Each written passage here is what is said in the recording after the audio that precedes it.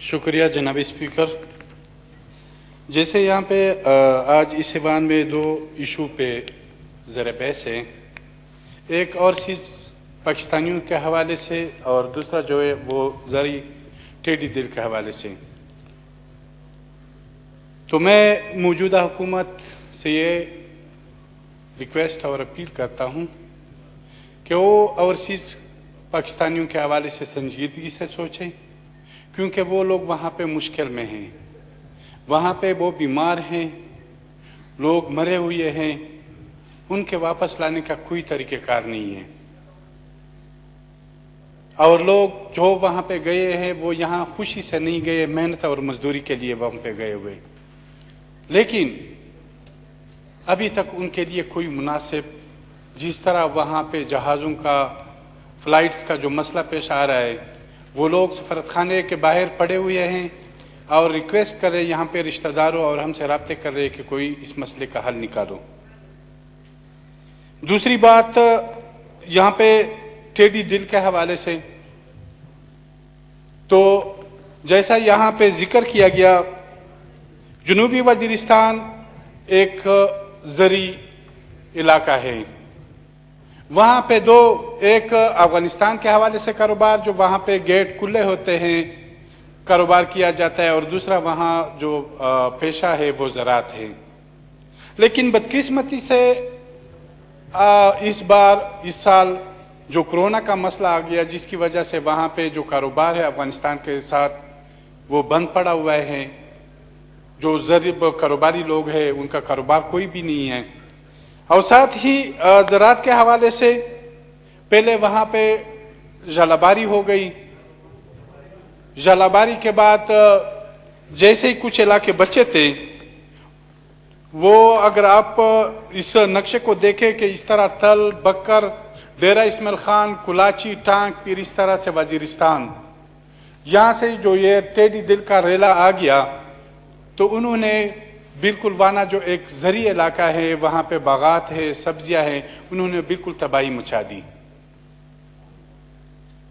फिर दूसरे settle area में यह है कि लोगों ने ज़री बैंक से कर्जे लिए होते हैं, वो ज़री बैंक कुछ ना कभी माफ़ कर लेते हैं, या जो उनके ऊपर सूद होता है, जो सूद पे दिए जाते हैं, उनको माफ़ किया जाता है। लेकिन फाटा पीर खसूसी साउथ वजीरिस्तान में कोई ज़री बैंक नहीं है कि वहाँ पे लोगों को कर्जे दिए जाए। वहाँ पे न कोई नहर है कि लोग अपनी सब्जियां और बागात को नहरों के जरिए पानी दें, और न बिजली है कि लोग वहाँ ट्यूबवेलों को बिजली से चलाए। वहाँ जो ज़राअत का दारोमदार है वो डीजल की ट्यूबवेलों पर है, जो डीजल के जरिए ट्यूबवेल पानी दिया जाता है, वो वहाँ पे गरीब काश्तकार मेहनतकश वहाँ से कर्जा लेके डीजल का, वो डीजल के जरिए पानी दे देते हैं।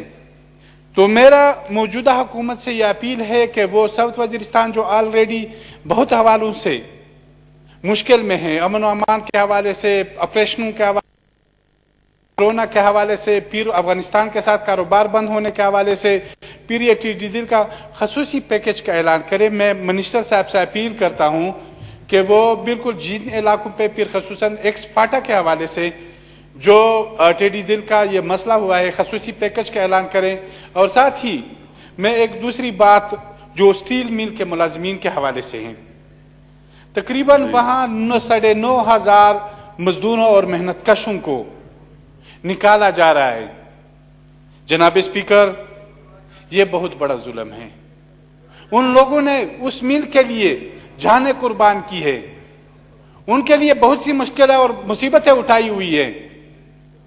आज वो मिल जो इतने मेहनतकशों की वजह से इस मुल्क का वो आमदन देता था, आज वो मजदूर इस मुल्क के ऊपर और स्टील मिल के ऊपर बोझ बन गए हैं।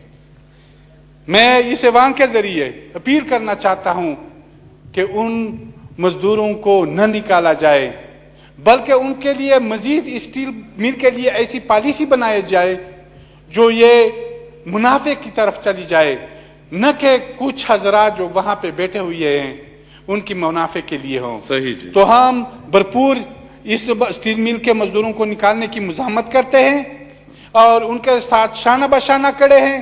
وہ جہاں پہ بھی ہوں گے ہم ان کے ساتھ ہوں گے. وہ بھوک ہڑتال میں ہوں گے تو ہم بھی ان کے ساتھ ہوں گے. وہ روڈوں کے اوپر ہوں گے تو وہاں منہ پہ ہوں گے. ہم ان محنت کشوں کے لیے اپنی جان بھی دیں گے. بہت شکریہ جی جناب صاحبزادہ.